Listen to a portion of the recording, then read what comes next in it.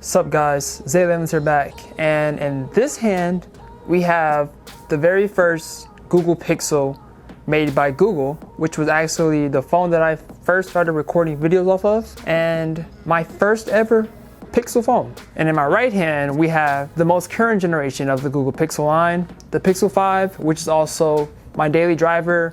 As you guys know, every year when a manufacturer comes out with a new phone, they always change a little bit of things about the phone or add a little bit of things to the phone and basically kind of piece out the phone from there.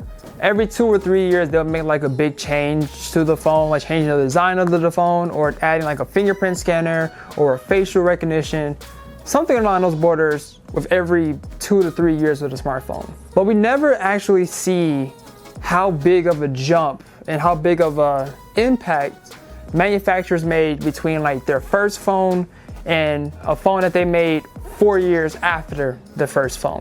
And that's what we're gonna do in this video today. Today we're gonna be talking about the Google Pixel 1 and the differences and the biggest change that they made with the Google Pixel 5. We're gonna start with the Google Pixel 1, and this was my favorite phone of all time. I had this back in high school, and this is the actual phone that I had in high school. I haven't got like a replacement or anything of that sort, so this phone has been through a lot with me. This phone came out October 20th of 2016, and I got it about 2 weeks after the release date. I got it with Verizon, but yeah, this phone for its time was a huge successor in my eyes. It had a 2,270 milliamp battery with a 5-inch display, 4 gigs of RAM, 8 and 12 megapixel camera with 30 Hz refresh rate. This phone also launched with Android 7, had a Snapdragon 821 inside of it as well. Specs for this thing back then in 2016 was a beast. Honestly, like I would run so many things on this phone, like so many softwares on this phone, and man, I love this phone so much. This is actually the phone that actually got me into having the Google Pixel, so this phone did a lot for me. This phone was also big on the radar because Google originally made a Google Nexus before they made this, and coming out with the Pixel, this was a huge lineup compared to the Nexus, like a big jump from the Nexus to the Pixel lineup. So Google definitely had some attention when making this phone.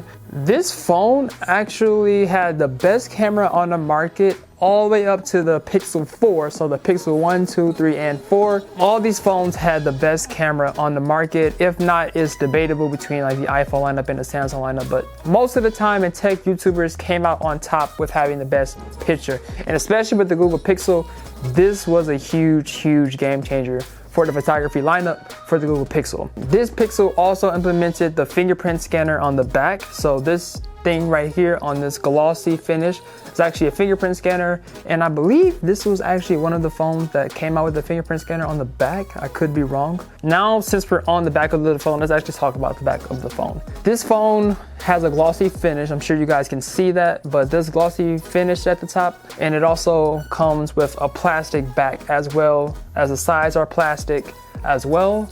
And truthfully, when I looked at this phone through pictures and stuff, it looked amazing. Like I like the black, I like this finished. But once I started using it without a case, I easily saw that this, I don't know, you can see it, easily becomes a fingerprint magnet, and it really got on my nerves a lot. I don't know, I like having a clean phone, and having fingerprint marks come on it all the time just didn't fit for me.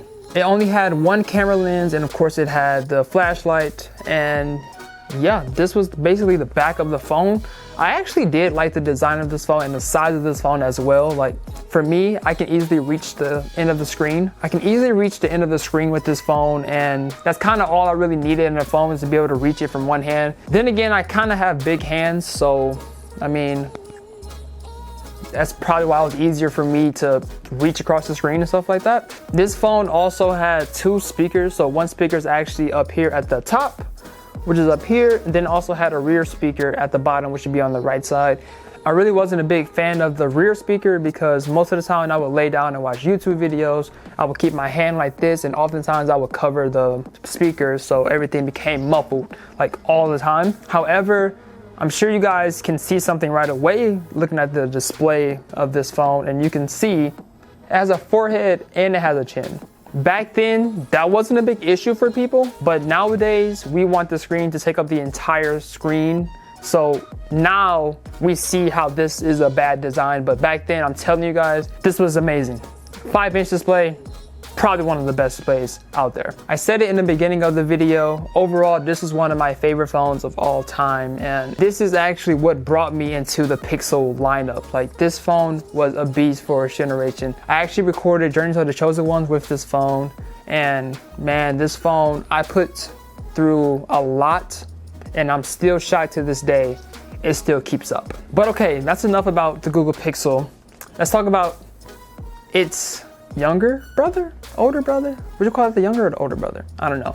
Anyway, let's talk about the 4th generation of the Pixel, the Pixel 5. I already did a video about this phone. I'm gonna leave it up in the little icon up at the top corner. This phone outbeats the battery, RAM, megapixel, and display. It outbeats the older brother, the Pixel 1, in all of those areas. It also has a 6-inch display, and as you can see from there, this is a all-screen display with a hole punch camera at the top, where this phone, it wasn't a whole screen, it wasn't a whole phone display. It also had the chin and the forehead and the cameras at the top right as well. So you can obviously see that the screen size is a lot bigger. This is a 6-inch display, this is a 5-inch display. However, I will say these phones actually have the same dimensions. So if you actually put them side by side, you can actually see that they have the same, if not almost the same dimensions as each other. So the size of the phone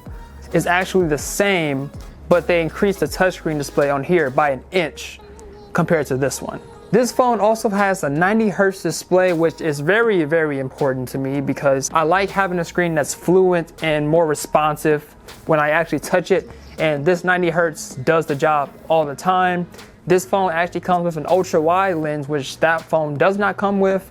And the megapixels for this is actually a 16 megapixel compared to a 12 megapixel. So the biggest thing that I would say people care about the most when they get a phone, or the most thing that I would say that people talk about a lot with a new phone, is the camera. However, I'm gonna have some side-by-side pictures right now of different objects and people. Most likely gonna be by myself, showing you guys the Pixel 1's camera versus the Pixel 5. And I'm gonna let you guys decide, do you see a big difference in the picture? If not, let me know in the comment section below. Or if you do, also let me know in the comment section below. This also has a rear speaker just like the Pixel 1, and it has a top speaker as well like the Pixel 1. However, this speaker is actually built into the display instead of this one, which actually has like a little, I don't know what you would call that, but has like a little cutout for the speaker. This phone outbeats this phone so much with like almost everything, and they still got it all to fit in the same dimensions, like literally the same dimensions. Everything fits in here. A bigger battery, a bigger camera sensor, more RAM, a better processor. Like all these things fit in this phone, which is the same dimensions as this phone. One other thing I should say about these two phones is that the fingerprint scanner for both of these are actually not close at all. I'm going to show you guys right now how fast the fingerprint scanner goes for the Pixel 5 compared to the Pixel 1. All right, on 3, 1, 2, 3. See, like this one you have to be more precise on, but this one you can kind of do like anywhere on the back screen, but this goes a lot more faster compared to this one. I'm sure you guys saw the no recognition, but that's when it basically went off.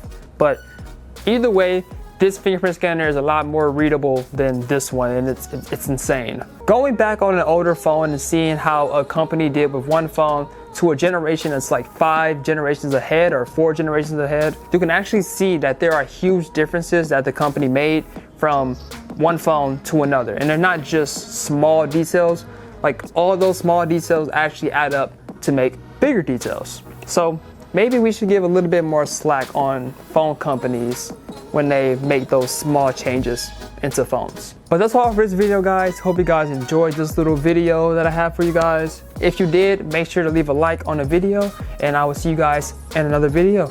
Until then, it's been Zay11. Peace.